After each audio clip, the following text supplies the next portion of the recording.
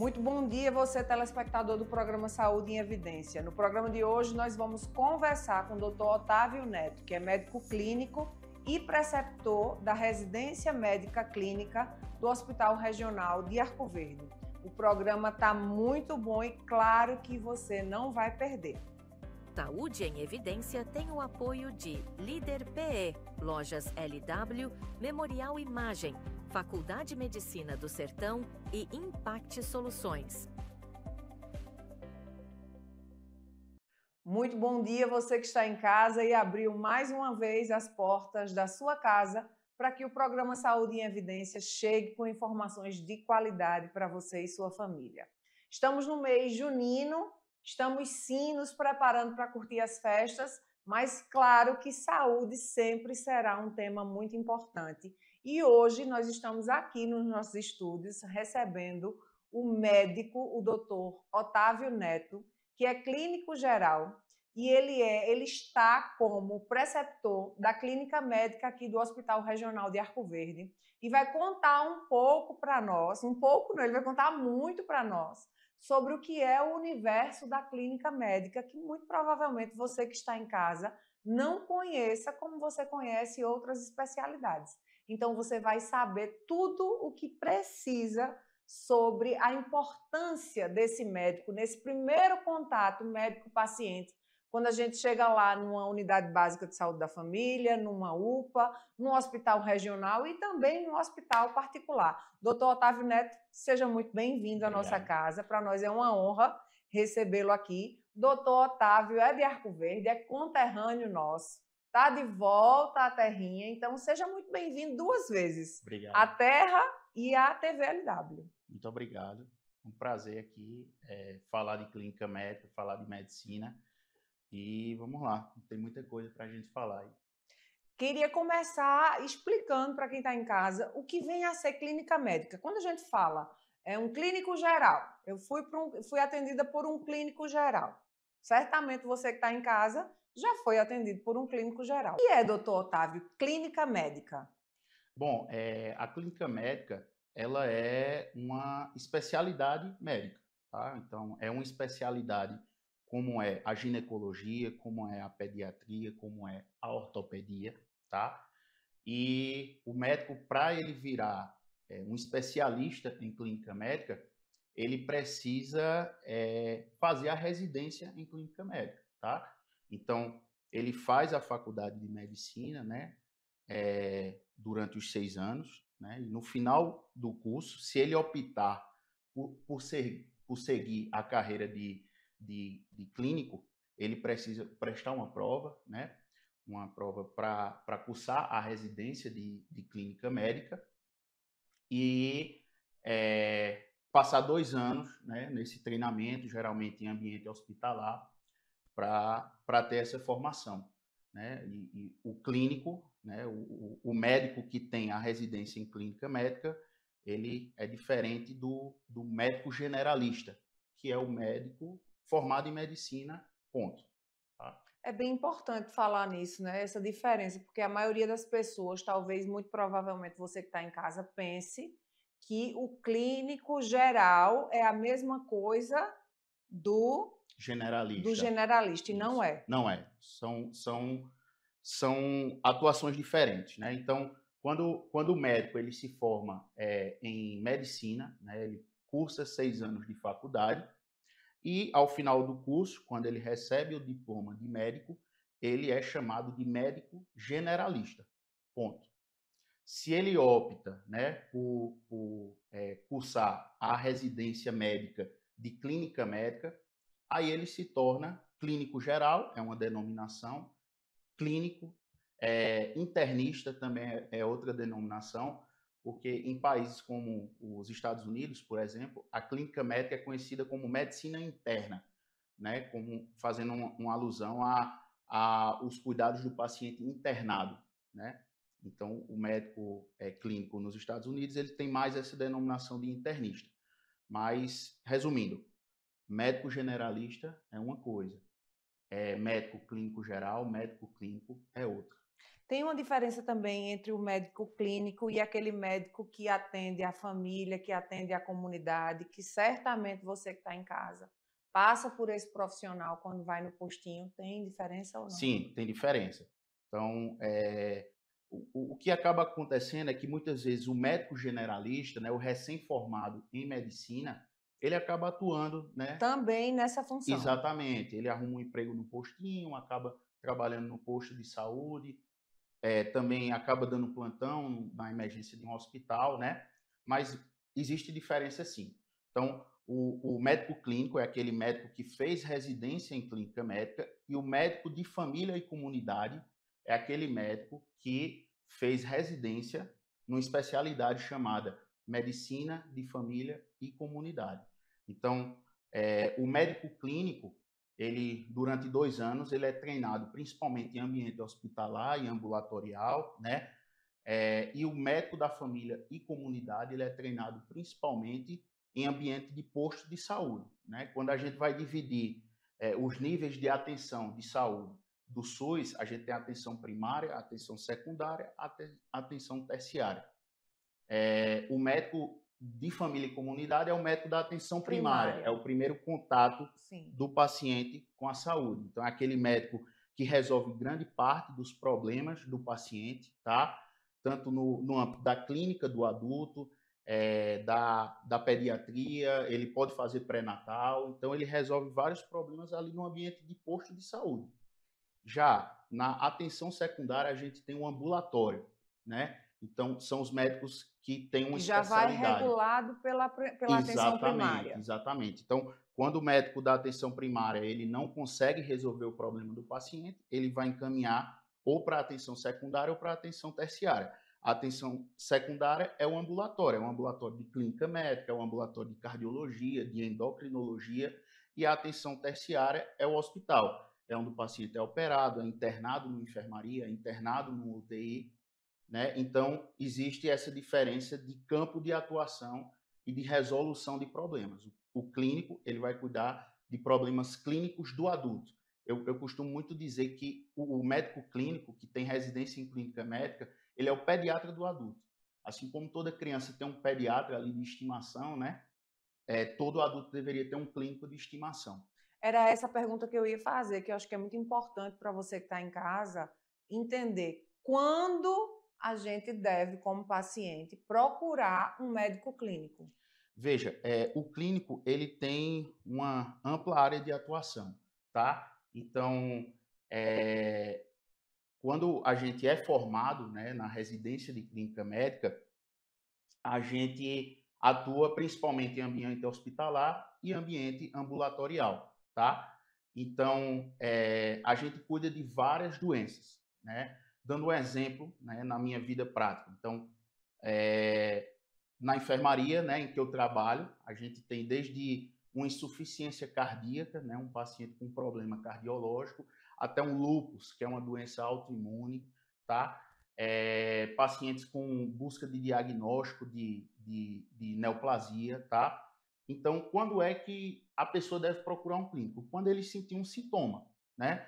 Então, o paciente ele está bem, de repente ele sente uma falta de ar, de repente ele sente uma dor no peito, de repente ele sente uma dor na barriga. Isso pode ser muita coisa, tá? Então, quando a gente procura um médico clínico, né, que tem uma ampla gama de possibilidades diagnósticas para você, você aumenta a possibilidade de você chegar no diagnóstico certeiro.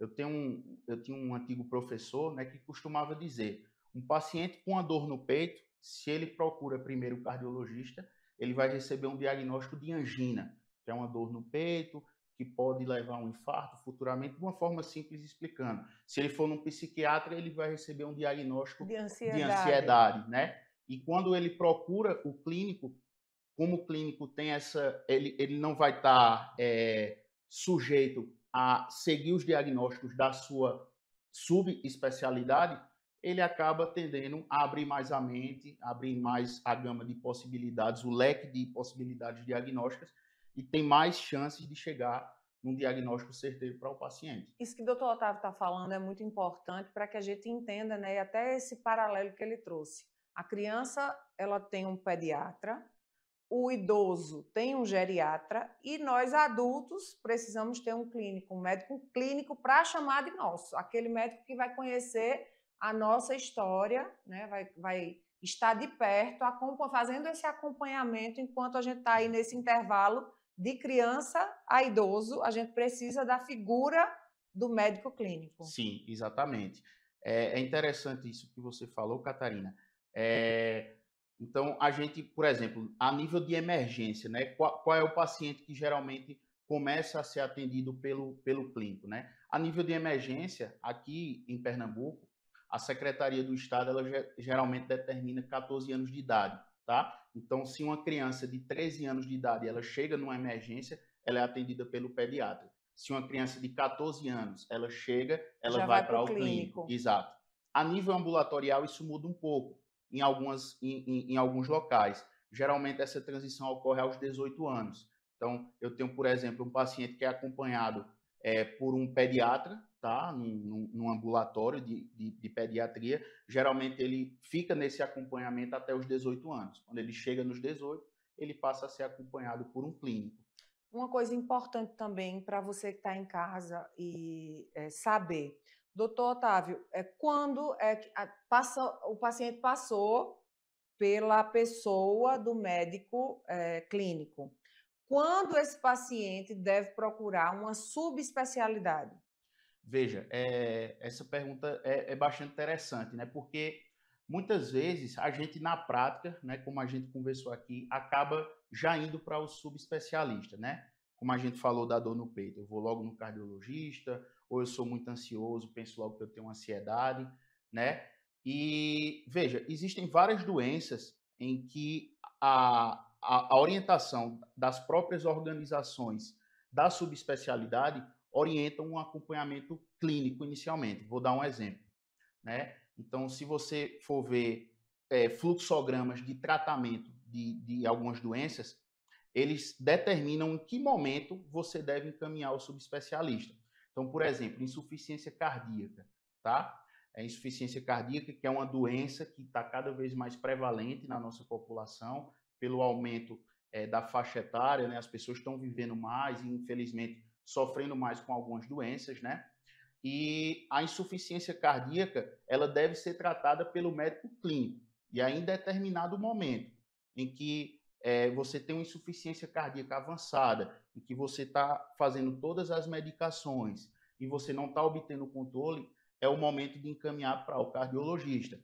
Ou então, por exemplo, uma doença chamada DPOC, tá? DPOC é uma doença que é uma sigla de um nome maior chamado doença pulmonar obstrutiva crônica. É uma doença que geralmente é causada pelo uso do cigarro, tá? Então, é outra doença que o clínico ele vai cuidar dessa doença até um estado mais avançado. Vai chegar um momento em que, apesar de todos os esforços medicamentosos por parte do clínico, ele não obteve um resultado. E aí é quando esse paciente vai para o subespecialista. Então, o subespecialista ele deve estar lá na ponta do tratamento, tá? No final do tratamento, quando todas as opções foram esgotadas. No momento do diagnóstico e no momento do tratamento inicial, isso é uma competência que geralmente deve ser atribuída ao médico clínico. A gente vai conversar sobre isso daqui a pouquinho, depois de um breve intervalo. Fique conosco. Aqui na Impact, nós entendemos que cada negócio é único. É por isso que oferecemos uma variedade de serviços personalizados para atender às suas necessidades específicas. Desde o desenvolvimento de sites modernos e intuitivos até o design gráfico criativo, passando pelo gerenciamento estratégico de mídias sociais. Também contamos com uma consultoria dedicada a fornecer soluções estratégicas em finanças, gestão de dados e logística para empresas de todos os portes. Estamos aqui para ajudar sua empresa a se destacar no mercado. Com a Impact, você terá acesso a uma equipe dedicada e experiente, pronta para impulsionar o seu sucesso. Vamos trabalhar juntos para alcançar seus objetivos e superar suas expectativas.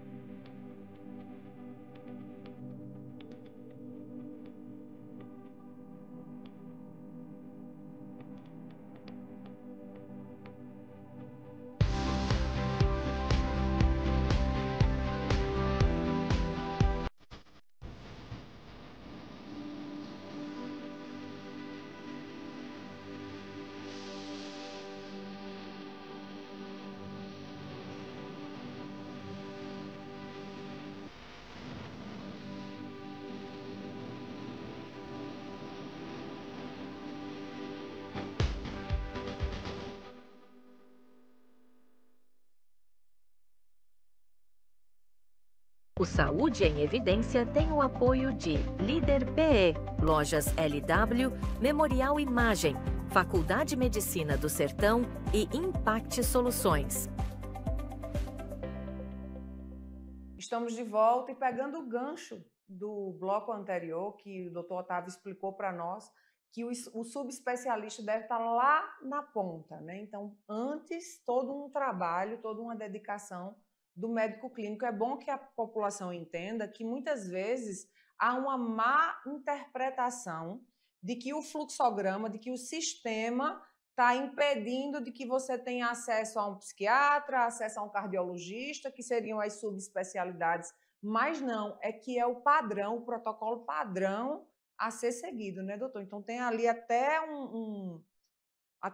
um determinado momento em que um profissional demanda para o outro. Exatamente.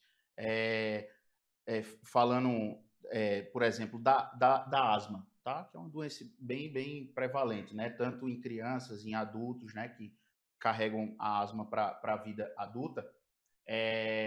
Então, geralmente, você divide, né? Tradicionalmente, você divide a asma em steps, né? Como se fossem os degraus da doença, né?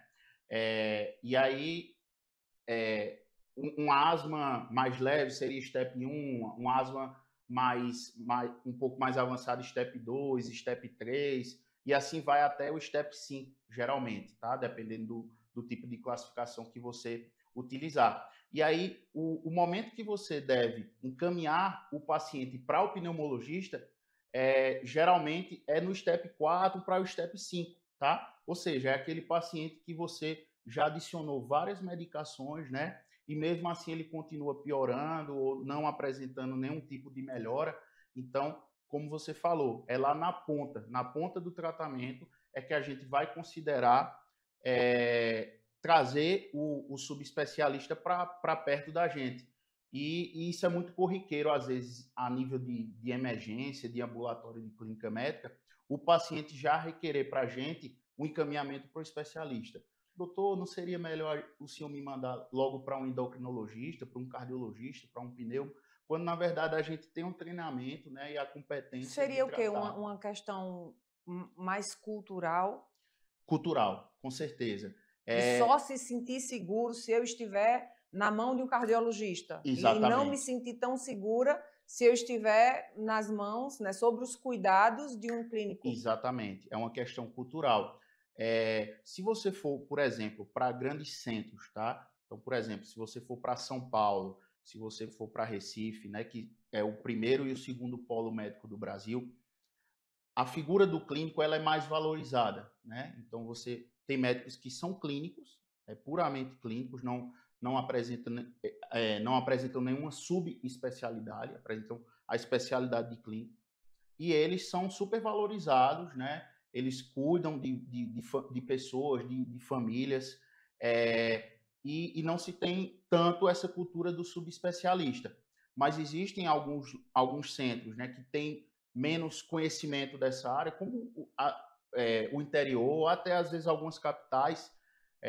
Eu morei um tempo em João Pessoa, por exemplo, e lá em João Pessoa não se tem a cultura do clínico, né, como aqui em Arco Verde, no interior, também não tem.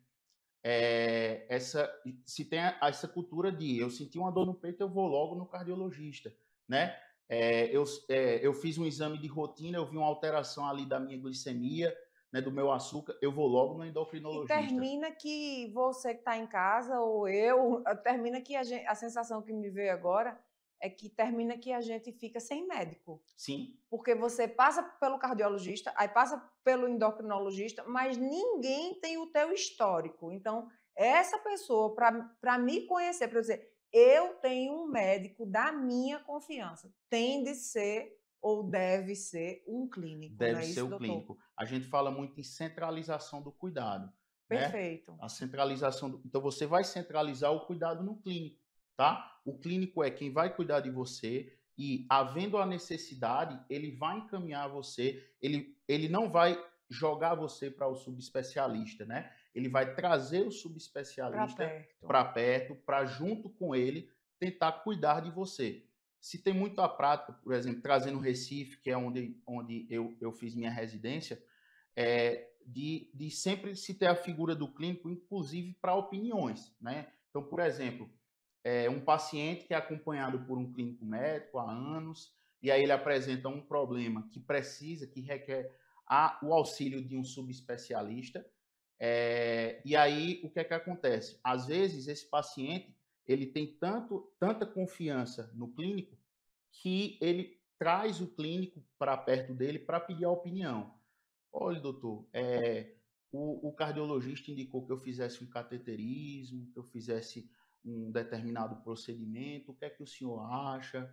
Tá? Então, a opinião do clínico, ela importa muito nesse momento, né? Porque a gente também tem muito treinamento para estudar artigos científicos, então sempre que tem um procedimento ou uma cirurgia que foge um pouco da nossa alçada, a gente tem a capacidade do treinamento para ir ali, estudar, ver se realmente é o melhor para o nosso paciente e aconselhar aquele paciente, não, realmente faça esse procedimento. Não, vamos conversar com o seu cardiologista, talvez seja melhor essa outra opção, tá? Então, até esse papel de conselheiro em saúde, de centralizador do cuidado, é importante na figura do clínico. Então, o clínico, ele tanto vai estar nessa posição de nesse cuidado com o paciente, buscar outros profissionais para cercar esse paciente de cuidados específicos, como também esses outros profissionais que têm subespecialidades vão chamar a figura do clínico para essa opinião, né? Para discutir caso, para dizer o que é que a gente faz, a situação é essa, como é que a gente pode resolver? Exatamente. Você, mais uma vez, né, trazendo Recife, que é o grande exemplo para mim dessa figura do clínico, você tem muitos clínicos pareceristas. Como assim? Você tem um paciente internado no hospital, internado numa enfermaria, internado numa UTI, e a família tem confiança num determinado médico. Então, ela chama esse médico para que ele avalie aquele paciente dentro daquele ambiente hospitalar e dê a opinião dele. Olha, eu acho que está sendo feito correto, eu acho que deveriam fazer desse jeito e tal. Dá a impressão clínica dele, entendeu? Então, essa centralização do cuidado no clínico do cuidado no médico clínico é muito importante. Trazendo mais um exemplo, né, um exemplo prático. Eu tenho um paciente, né, no ambulatório de clínica médica que a gente está na busca de um diagnóstico de uma doença meio rara, né, uma doença chamada granulomatose eosinofílica com poliangeíta, é uma doença bem rara que geralmente pode ser cuidada por pneumologista, por reumatologista, e aí quem vai ter o discernimento de encaminhar para o médico que pode auxiliar no cuidado desse paciente é o clínico. Então, por exemplo, a gente está buscando o diagnóstico. Se a gente chegar ao diagnóstico, a gente vai começar o tratamento. Mas vai chegar um ponto que eu vou precisar, caso eu chegue ao diagnóstico nesse paciente, do auxílio do pneumologista, porque tem uma medicação que quem tem mais propriedade para prescrever, para manejar, é o pneumologista. Mas não quer dizer que eu vou largar a mão daquele paciente.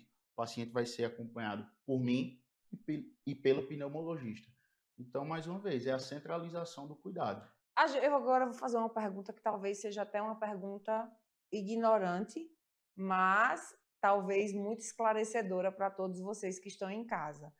A gente sempre vê consultório de cardiologia, consultório de ginecologia, consultório de pediatria, consultório de otorrinolaringologia, mas pouco se vê consultório de clínico geral.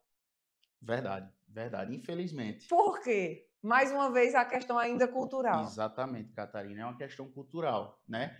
Mais uma vez eu comento sobre Recife. Se você for em Recife, você vai ter vários clínicos que têm consultório, tá?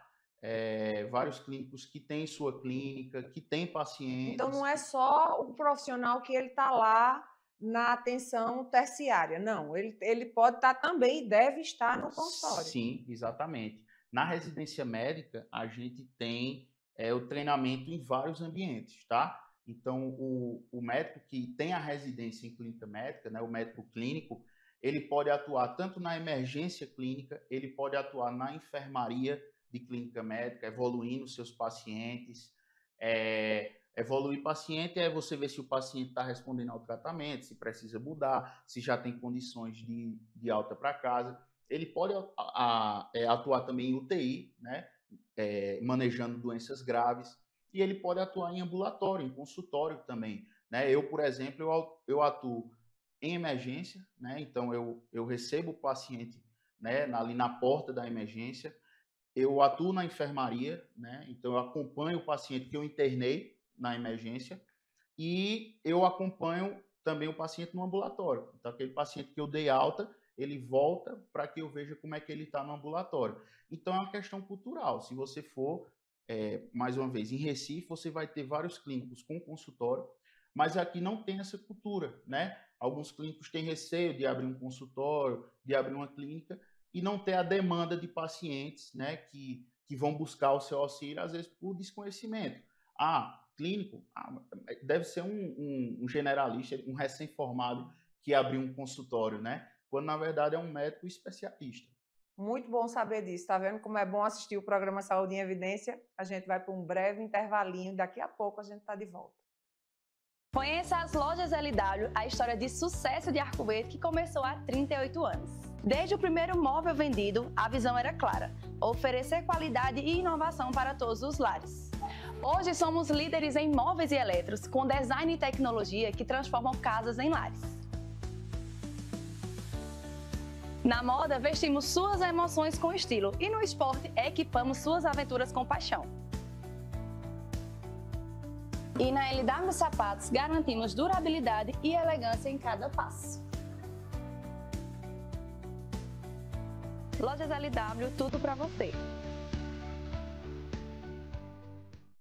Aqui na Impact, nós entendemos que cada negócio é único. É por isso que oferecemos uma variedade de serviços personalizados para atender às suas necessidades específicas. Desde o desenvolvimento de sites modernos e intuitivos até o design gráfico criativo, passando pelo gerenciamento estratégico de mídias sociais. Também contamos com uma consultoria dedicada a fornecer soluções estratégicas em finanças, gestão de dados e logística para empresas de todos os portes. Estamos aqui para ajudar sua empresa a se destacar no mercado. Com a Impact, você terá acesso a uma equipe dedicada e experiente, pronta para impulsionar o seu sucesso. Vamos trabalhar juntos para alcançar seus objetivos e superar suas expectativas. O Saúde em Evidência tem o apoio de Líder PE, Lojas LW, Memorial Imagem, Faculdade de Medicina do Sertão e Impact Soluções. E já estamos de volta e nesse bloco eu quero falar um pouquinho com o doutor Otávio aqui sobre o impacto do clínico na saúde pública. Doutor, qual seria o impacto de um médico clínico ou dos médicos clínicos gerais na saúde pública? Se a gente pudesse, assim, de uma forma pontual, qual seria o grande impacto desse profissional quando a gente fala em saúde pública? Veja, o médico clínico, pelo treinamento, né, pela habilidade que é dada a ele ao longo dos 2 anos de residência, ele desenvolve a capacidade, tá, de diagnosticar e tratar 75% a 80% dos problemas clínicos que chegam até ele, né? Então, se você tem, numa emergência clínica, ao invés de um médico generalista, você tem um médico com residência em clínica médica, você tem uma possibilidade maior que esse paciente, na emergência, receba o diagnóstico correto e seja tratado corretamente. Por quê? Porque ele está sendo abordado, né? Ele está sendo cuidado por um médico que teve um treinamento maior, né? A mesma coisa serve para pacientes que estão em ambiente de enfermaria, em ambiente de UTI, né? No momento que eles são acompanhados por médicos que foram treinados para aquilo, né? Ao invés de um médico generalista, você vai ter mais diagnósticos certeiros, né? Você vai ter mais tratamentos corretos, você vai ter encaminhamentos para subespecialistas de forma mais correta, você não vai sobrecarregar tanto o sistema, né? porque você tem um médico ali que está tendo aquele contato com o paciente e tem a capacidade e a habilidade necessária para diagnosticar e tratar o paciente de forma adequada, né? E é importante a gente falar sobre isso, porque não estamos falando apenas dentro desse espectro de diminuir a fila ou de ser de o fluxo andar mais rápido, não só isso, mas de um diagnóstico mais rápido e preciso, que pode, inclusive, diminuir, pode não, certamente diminui e muito o risco de morte da maioria dos pacientes, né? Não, com certeza, sem dúvida. Então, por exemplo, eu já tive em alguns ambientes, né, de trabalho que, por exemplo, teve uma paciente, né, que há algum tempo atrás a equipe de clínica médica chegou a um diagnóstico de lúpus, tá? Eu não sei se todas as pessoas já ouviram falar sobre lúpus, mas lúpus é uma doença autoimune, tá? Que geralmente, quando se precisa do auxílio do subespecialista, ela é cuidada pelo médico reumatologista, tá? E aí, essa paciente era uma paciente que vinha sendo tratada há mais de um mês com um diagnóstico de síndrome mão-pé-boca. Síndrome mão-pé-boca, ou doença mão-pé-boca, é uma doença viral, tá? Que pode acontecer, geralmente em criança, né? Não é nem muito do campo da clínica médica, é mais do campo da pediatria, e é uma doença geralmente autolimitada, que vai durar ali uma semana.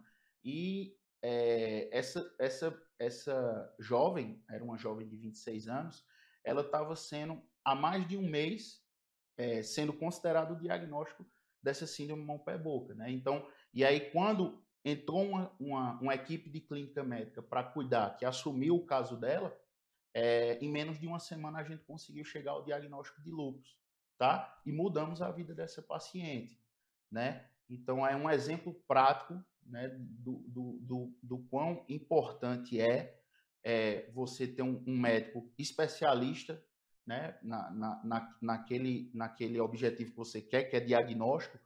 Ele está ali no contato direto com o paciente e promovendo o cuidado necessário. Eu vou só complementar lhe perguntando quais seriam as estratégias que o médico clínico ele pode usar na promoção, no aumento da promoção de saúde pública. Veja, o médico clínico, como qualquer outro médico, ele deve atuar tanto no campo da prevenção, né, de doenças, no diagnóstico, no tratamento, no processo de reabilitação também, tá? Então, se você, por exemplo, é acompanhado por um médico clínico, aquele médico ele tem a capacidade de orientar você quanto à prevenção de várias doenças, né? Que vão desde doenças cardiovasculares, né? Uma insuficiência cardíaca, um infarto, um AVC, que podem ser evitados se o médico previne diagnosticando uma hipertensão, cuidando adequadamente dessa hipertensão, diagnosticando e cuidando de uma diabetes. Então, assim, o clínico ele pode atuar em todos esses momentos, né? Desde a prevenção, tá? Do diagnóstico precoce, né? Indicando de forma certeira o rastreamento de alguns cânceres, por exemplo, né? Sabendo em que momento indicar, até que idade indicar determinado exame, uma mamografia, um ultrassom de mama, um rastreio de câncer de pulmão para tabagista, né? Então, ele tem um impacto muito grande em todas essas áreas.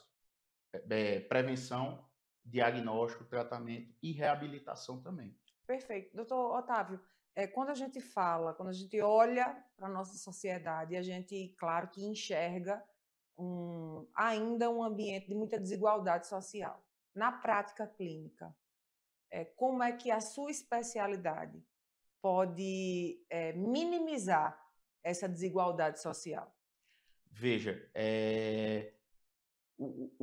o clínico, eu tinha um professor, né, que falava muito isso. Ele dizia, basta você ter um estetoscópio, tá?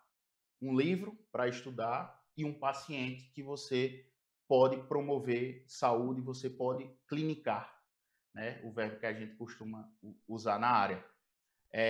Então, assim, é uma especialidade que muitas vezes você pode fazer a diferença na vida das pessoas sem precisar de tanta tecnologia, tá? Perfeito. Então, cirurgia geral, por exemplo, e suas derivações, né? Urologia, cirurgia vascular, são especialidades que precisam muito de tecnologia. Eles precisam de um bloco cirúrgico, eles precisam de equipamento para fazer a diferença na vida das pessoas. E a principal arma do clínico é a conversa com o paciente. Eu ia dizer agora, um olho bem treinado, um Exatamente. ouvido, Exatamente. uma escuta ativa. Exatamente. Então, a gente, na formação de clínica, a gente vê o quanto sentar do lado do seu paciente, tá? Olhar para o olho dele, olhar nos olhos dele, ouvir o que ele tem para falar, quando começou o problema dele, o que é que está acontecendo, olhar ele da cabeça aos pés, examinar ele de acordo com o que ele contou para você. Então, isso já tem um impacto tremendo na vida das pessoas. Claro que a gente também precisa pedir exames, né? Os exames que a gente chama exames complementares, laboratório, exame de imagem, tudo isso a gente chama na E o medicina. nome já diz, né? Complementar. Complementar. Então, se é complementar é porque tem o básico. Exatamente. E ainda me causa estranheza no tempo em que nós vivemos, com tantos avanços na medicina, na saúde, a gente ir a determinados profissionais de saúde e não ser examinado. Esse é o grande problema. Eu digo isso porque não faz 2 meses que eu passei por uma profissional e, lógico, ela ouviu, escuta ativa, me olhou nos olhos, fez a anamnese, mas ela sequer me examinou. Pediu os complementares, e muitos. E não é uma médica jovem que eu pudesse sugerir, assim, talvez a inexperiência, insegurança. Não. Pessoa de renome, antiga, e não tocar no paciente, não examinar o paciente, não auscultar o paciente, ainda me causa estranheza, doutor Otávio. E causa a mim também, Catarina, porque uma das grandes lições que eu tive durante minha formação na residência foi exatamente o que você acabou de falar, toque no seu paciente, tá? Então, isso deveria ser geral para todos os médicos, né? Mas no clínico ainda mais, tá? Você conversar com o seu paciente, você chegar a um diagnóstico sem tocar no seu paciente, não tem condições, né? E assim, eu vejo que isso é muito... Claro, eu sou um médico relativamente jovem, né? Então, mas ao ouvir os médicos mais experientes, a gente vê que isso é uma tendência atual de alguns anos para cá. Por quê? As pessoas têm muito fácil acesso a exames, né? A exames complementares, exame laboratorial, exame de imagem. Então, muitas vezes, eu não vou examinar ela não, porque eu já vou pedir esse exame aqui, eu não vou tocar a barriga dela não, porque eu já vou pedir um ultrassom de abdômen. E, às vezes, se você tivesse tocado a barriga da sua paciente... Até evitava de pedir o exame. Ultrassom, evitava que seu paciente gastasse dinheiro. Que o sistema gastasse o dinheiro também, né? Que o sistema gastasse, entendeu? Então, assim, toque no seu paciente, tá? A maioria das doenças, elas são de diagnóstico clínico. Falando até da insuficiência cardíaca, que eu citei algumas vezes aqui, sim. A insuficiência cardíaca é um diagnóstico clínico. Muitas vezes a gente diz a um paciente, olha, o senhor tem insuficiência cardíaca. Ele diz, o senhor não vai fazer nenhum exame para me dizer isso? Não, insuficiência cardíaca é um diagnóstico clínico. A gente muitas vezes pede o ecocardiograma, o ultrassom do coração, para saber qual é o tipo de insuficiência cardíaca que o paciente tem. Mas é um diagnóstico puramente clínico. É um diagnóstico que é baseado na história do meu paciente, né? Na história do aparecimento dos sintomas e no exame físico, tá? Então, talvez esse fácil acesso a exames complementares tenha mudado um pouco o cenário e cada vez mais a gente vê isso, né? Pacientes se queixando ao examinar, doutor, o senhor é o primeiro médico aqui no hospital que tocou em mim, tá? Então a gente geralmente que é clínico, que gosta de conversar, que gosta de tocar no paciente, a gente escuta muito isso de muitos pacientes. Então, é algo que a gente precisa trazer como reflexão, né? Que esse programa não é só para paciente. Certamente tem muitos profissionais de saúde que nos assistem também. Então, que você seja mais, que toque no seu paciente, né? Seja mais humano. A gente passou por uma época que parecia que tudo ia mudar. A impressão era que agora vai ser tudo diferente. Que era quando a gente falava da medicina humanizada. E parece que em algum momento se perdeu no meio do caminho e a gente ainda encontra muita desumanização no atendimento ao paciente. Infelizmente é complicado, né? Essa relação médico-paciente está cada vez mais complicada. Hoje em dia você tem um fácil acesso, né, ao curso de medicina, né? Você tem muitas faculdades de medicina, né? Não se há uma filtragem, né, tão importante como se tinha antigamente, sim, de vestibular e tal. Então, muitas pessoas acabam querendo entrar na medicina porque acham que vão ganhar mais dinheiro, porque acham que vão ter mais status, e às vezes a realidade da medicina é diferente, né? É o plantão, é você não dormir, é você ter que tocar no seu paciente. Ferida. Exatamente, entendeu? Não é aquele glamour que muitas vezes muitas pessoas antes de entrar imaginam. E aí, quando dão de cara com aquilo, se revoltam um pouco, eu não vou examinar e tal, e eu só quero a parte glamurosa da medicina, só a parte boa, e aí acaba tendo esse tipo de problema, infelizmente. A gente vai chamar um breve intervalinho, mas daqui a pouco a gente está de volta.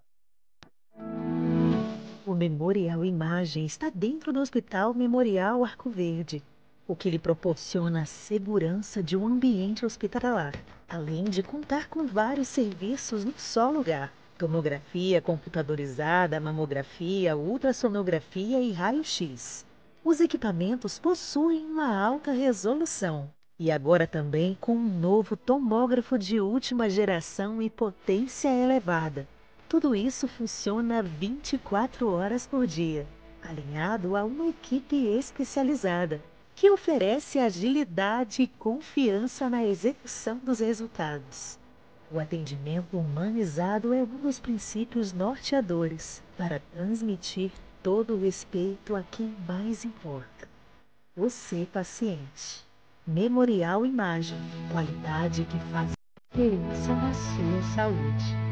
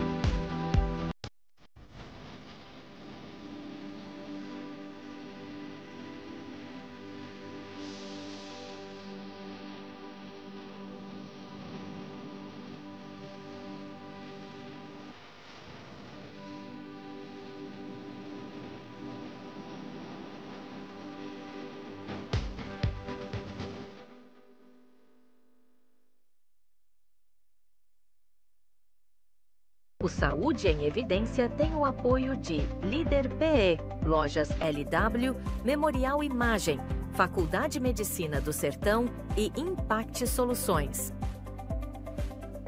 Estamos de volta para mais um bloco do programa Saúde em Evidência e agradecer a você por mais uma vez estar aqui conosco. Estamos conversando com o Dr. Otávio Neto sobre médico clínico, que é tão importante, você já viu, né? Um programa incrível que nos despertou para a importância de ter um médico para chamar de nosso, um médico que verdadeiramente conheça o nosso histórico, para que possa nos auxiliar, né? Nos cercar de cuidados. E a gente fica feliz, doutor Otávio, em saber que você está como preceptor da residência médica do Hospital Regional de Arco Verde.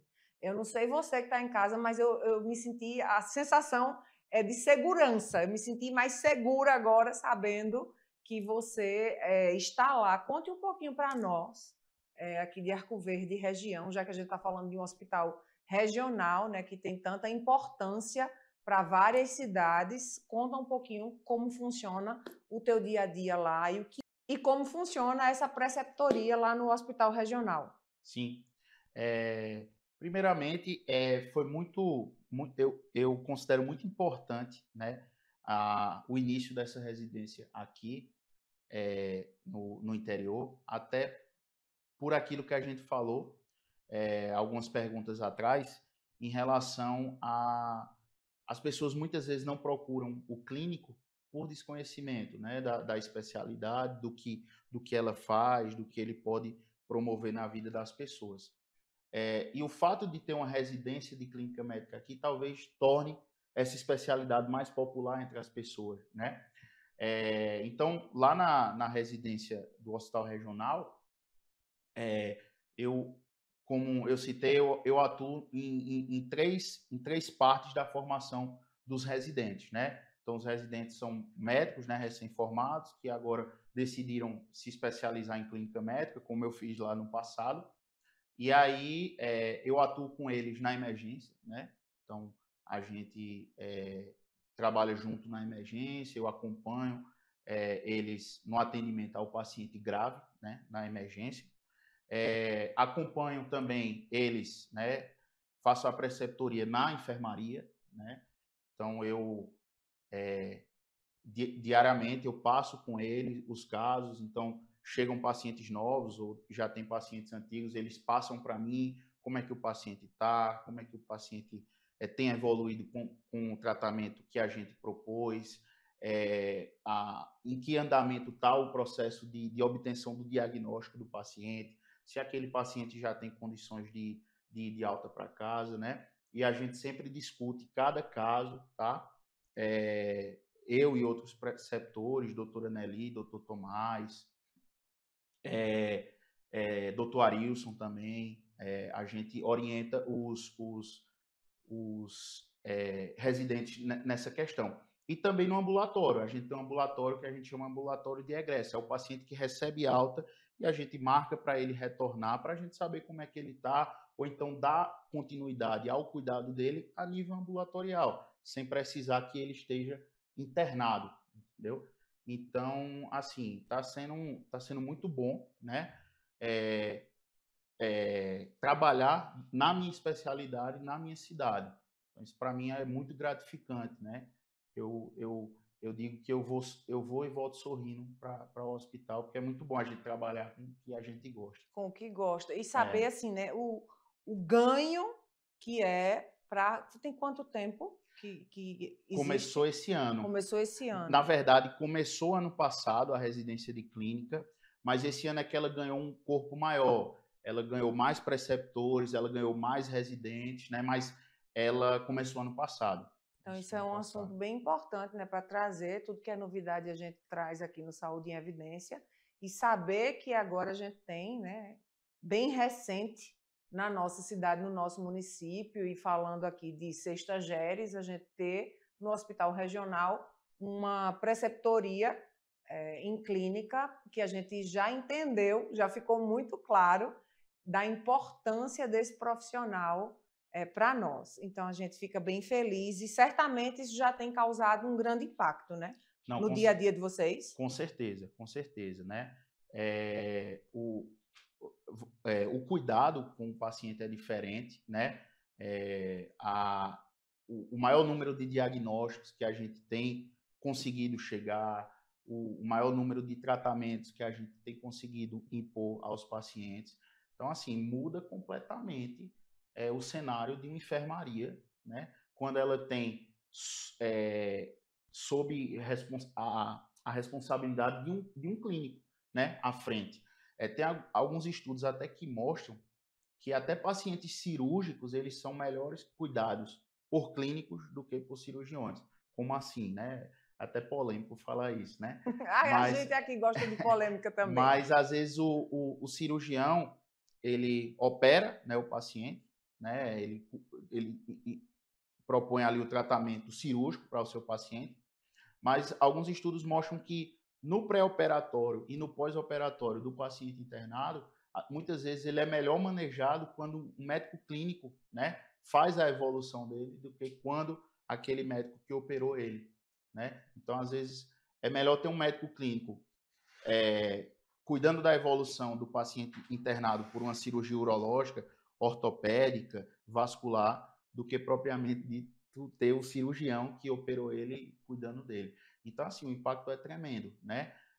Para a gente promover mais um cuidado melhor, um cuidado mais baseado em ciência, mais baseado em evidência científica para os pacientes aqui da região. Isso é muito importante porque hoje a gente não quebrou só um biscoito, a gente quebrou uma caixa inteira de biscoito com relação à mentalidade. Nós precisamos de verdade, né?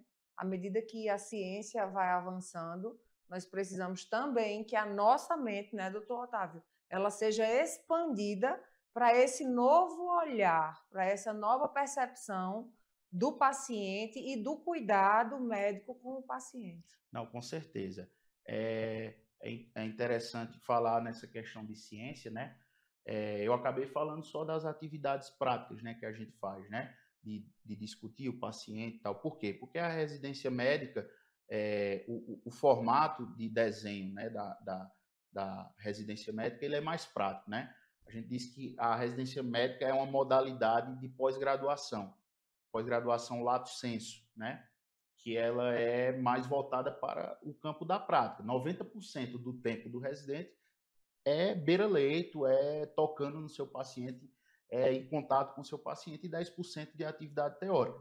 E dentro desses 10% de atividade teórica, a gente tem seminários, tem aulas, tem discussões de artigos, que inclusive essas discussões de artigos são comigo, né?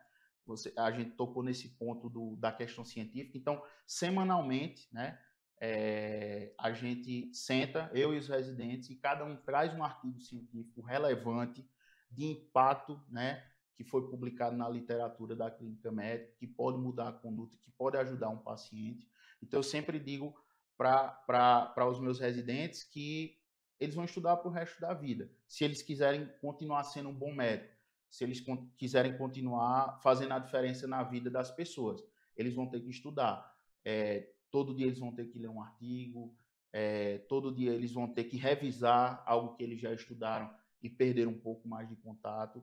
Então, o mais importante é você fazer pelo seu paciente, mas fazer com embasamento científico, trazendo o que é de mais moderno, de mais impactante na saúde dele. Então, tem que estudar bastante. Fica aí a dica, né, para você que está se preparando para fazer esse curso, para tomar essa decisão na sua vida e para escolher essa especialização. Doutor Otávio, eu quero te agradecer. Estamos muito gratos pela sua presença hoje aqui e abrir as portas da TVLW mais uma vez para o Hospital Regional de Arco Verde, para que outros profissionais de todas as áreas, tá? Profissionais médicos, fisioterapeutas, enfermeiros, sejam sempre muito bem-vindos aqui. Estenda esse convite lá, leve esse convite a todos os profissionais que estão lá, a diretoria. Sejam sempre muito bem-vindos aqui. Sempre que tiver alguma outra pauta que você julgue importante, pode entrar em contato conosco, a nossa audiência.